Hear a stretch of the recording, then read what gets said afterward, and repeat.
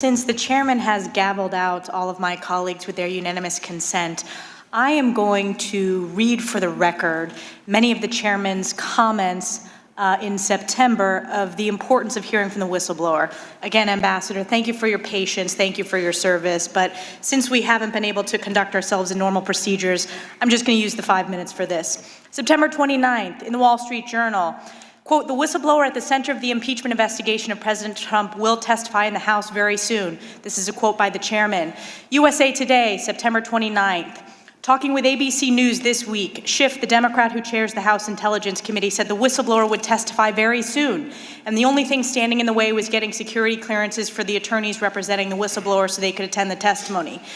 From Vox, September 29th, Rep. Adam Schiff said Sunday the whistleblower at the center of a growing scandal surrounding President Donald Trump will testify before the House Intelligence Committee very soon. On CNN, September 29th, Schiff said Sunday on ABC as well as NBC's Meet the Press that he expects the whistleblower to testify very soon. The Washington Post, September 29th. In an appearance on ABC News this week, Schiff echoed Pelosi's message. He also said he expected the Intelligence Committee to hear from the whistleblower very soon, pending a security clearance from Acting Director of National Intelligence, Joseph McGuire. In the Huffington Post, Schiff told ABC's this week that he expects the whistleblower to appear before this committee very soon. In the New York Post, quote, we'll get the unfiltered testimony of that whistleblower. In the Washington Times, quote, that whistleblower will be allowed to come in. These are all quotes from Chairman Adam Schiff. In Talking Points memo, the question was posed, actually this was by George Stephanopoulos, have you reached an agreement yet with the whistleblower and his or her attorneys about coming before the committee and providing the information firsthand?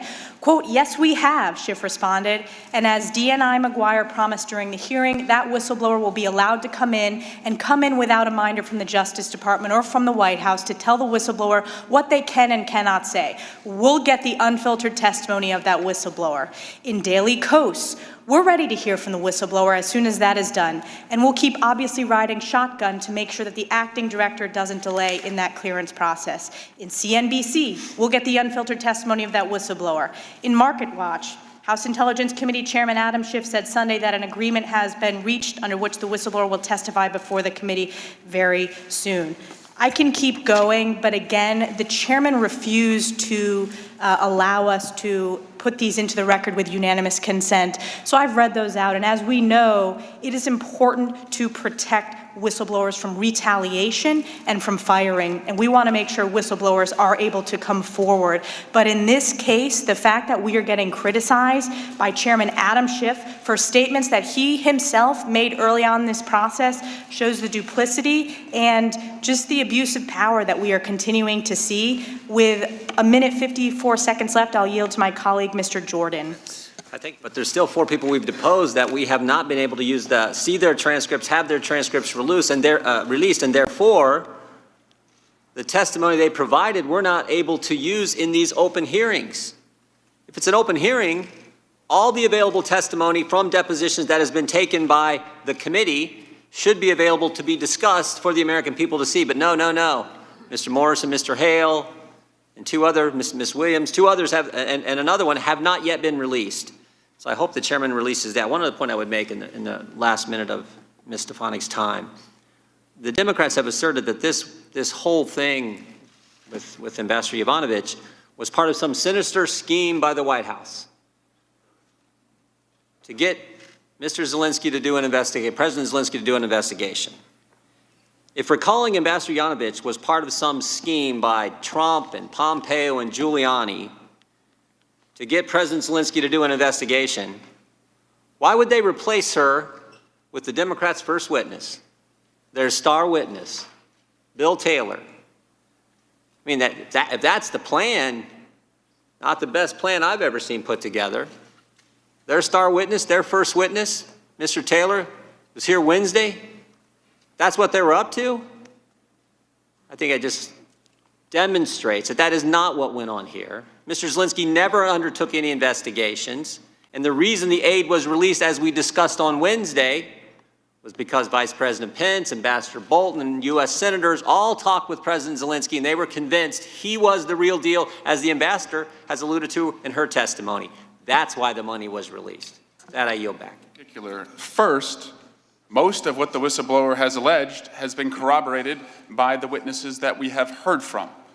Second, the president, who my colleagues so shamelessly continue to defend, continue to pressure, threaten, and intimidate the whistleblower. So I'd like unanimous consent to put into the record a September 26, 2019 article from Business Insider.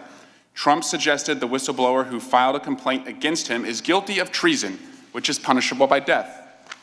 Without objection. How about September 26, 2019, Vanity Fair? Trump suggests executing the whistleblower's sources, like, quote, in the good old days. Third, Without objection. September 29th, whistleblower's lawyer raises fear for client safety. Without objection. From Axios. Mr. Chairman, the whistleblower has an absolute right to anonymity. The whistleblower's lawyer has said that he fears for his personal safety and will only answer questions now in writing. I wish my colleagues would join me in protecting the whistleblower's right to anonymity.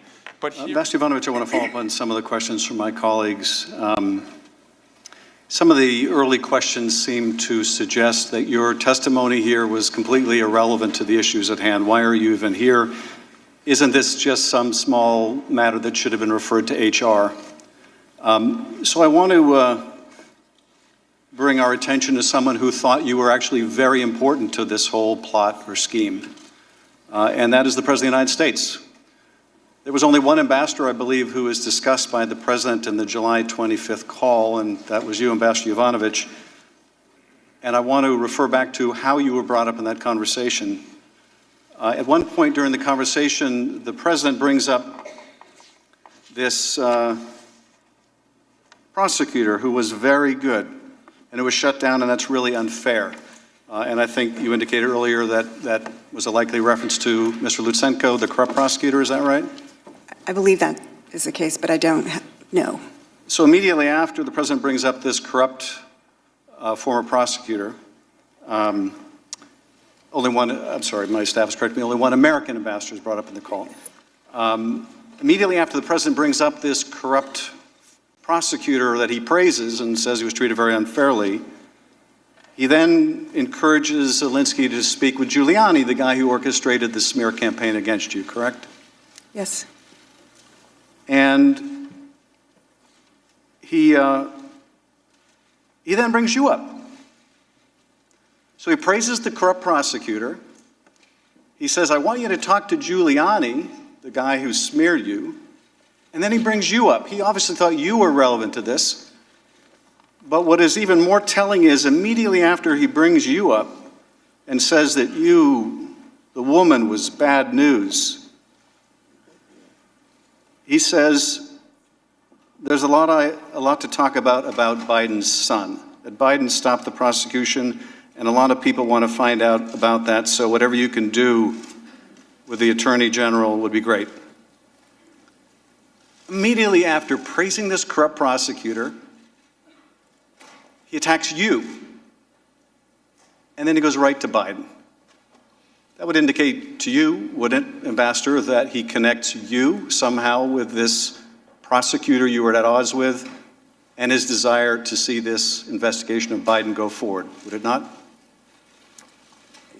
Again, you're absolutely right that that is the thought progression.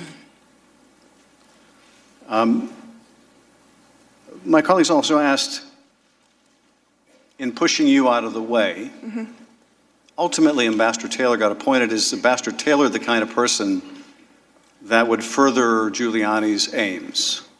And I think we can all agree that Ambassador Taylor is a remarkable public servant. Absolutely. But what if the President could put someone else in place that wasn't a career diplomat? What if he could put in place, say, a substantial donor to his inaugural?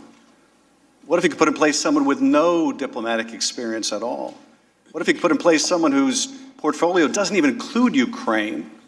Might that person be willing to work with Rudy Giuliani in pursuit of these investigations? Yeah, maybe. That's exactly what happened, wasn't it?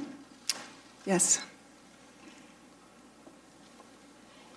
And my colleagues also say, well, the security assistance ultimately went through.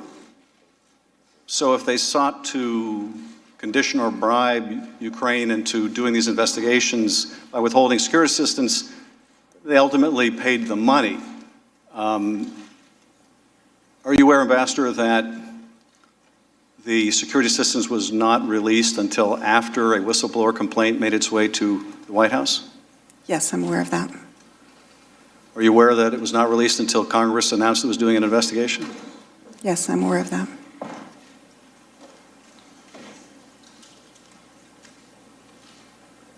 And finally, I want to ask you about the call record that my colleague read at the outset. I'm curious about this, and just for people watching at home so they're not confused, there are two calls here. There's the perfunctory congratulatory call after Zelensky is inaugurated, which my ranking member read this morning, and then there's, of course, the very problematic call in July. And one of the reasons we are here is what happened between April and July.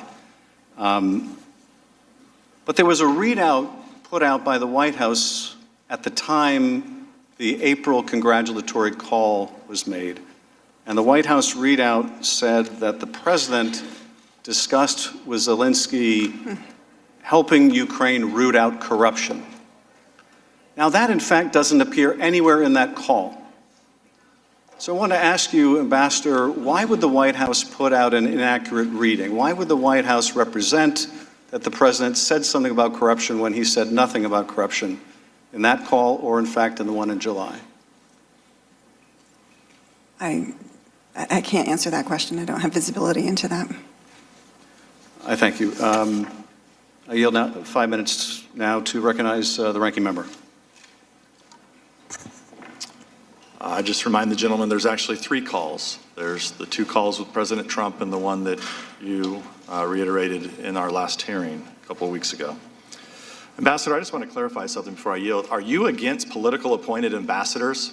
Is it not the president's prerogative to appoint whoever he wants in any country?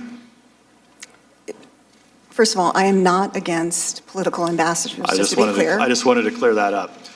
Now, can I yield to Ms. Stefanik? I need your permission.